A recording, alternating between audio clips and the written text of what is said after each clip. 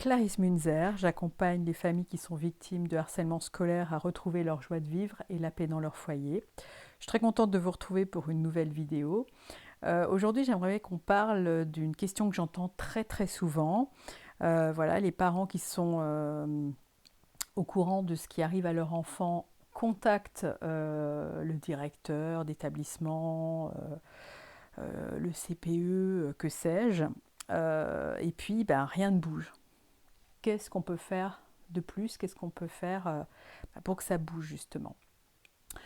Alors, face à une telle situation, j'ai envie de vous poser cette question dans un premier temps, c'est de vous remémorer dans quel état d'esprit vous avez été justement contacté ce directeur, ce CPE, que sais-je. Est-ce que vous étiez vraiment avec une volonté de dialogue, de trouver des solutions voilà, condamner personne, ou est-ce que vous étiez encore vraiment sous le coup des émotions? Et je le conçois, parce que je vous rappelle que je suis passée par là, je sais vraiment bien que c'est pas facile.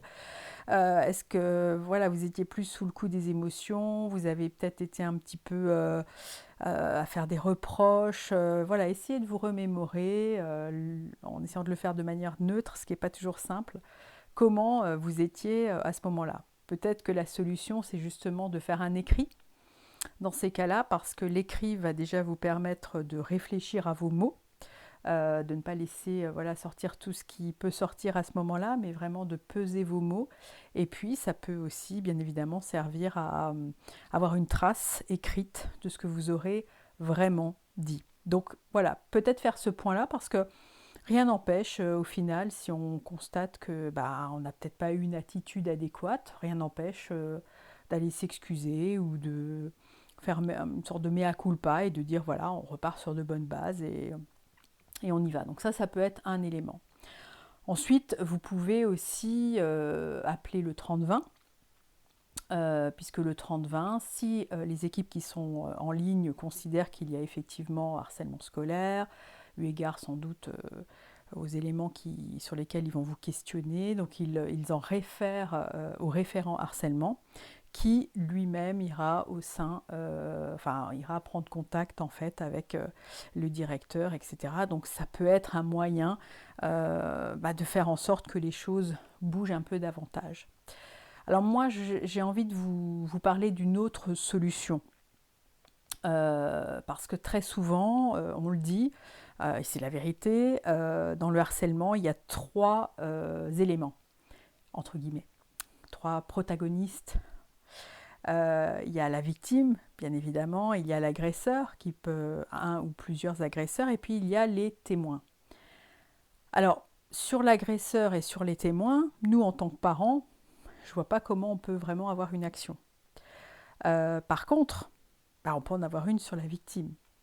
Et je me dis que c'est peut-être là qu'il faut vraiment agir, parce que, moi, c'est le positionnement que j'avais pris à l'époque, et c'est le positionnement que j'ai avec les familles que j'accompagne, c'est que on peut attendre que l'établissement fasse en sorte que l'agresseur n'agresse plus, que l'établissement fasse en sorte que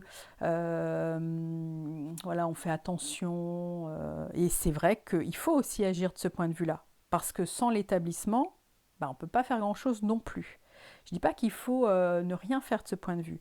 Mais mon discours est le suivant, c'est-à-dire ne pas tout miser sur justement l'établissement, ce qu'il va mettre en place, faire régner la justice, voilà.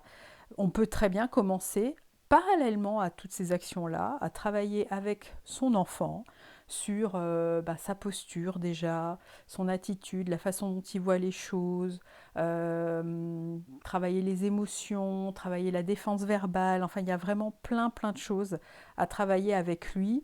Pour ne pas, on dit souvent, il ne faut pas mettre tous les œufs dans le même panier, c'est un peu ça, c'est-à-dire que ok, on va bien évidemment agir au point de vue de l'établissement, on va leur montrer, tout en étant correct, qu'on est présent et que en tant que parent, on sera présent. Mais en même temps, travailler avec notre enfant, lui apprendre à s'affirmer, à se défendre, tout en restant correct, bien évidemment. Je pense que là, c'est vraiment ce qui fait la différence, et c'est vraiment ça qui lui servira tout au long de sa vie et qui lui servira à ne plus jamais vivre une telle situation. Voilà, je vous laisse avec ces quelques réflexions. N'hésitez pas à me mettre vos propres réflexions en commentaire. Et puis je reviens très vite courant mars eh bien pour vous proposer de nouvelles petites choses sur lesquelles je travaille actuellement. Voilà, je vous souhaite une belle journée. Bye.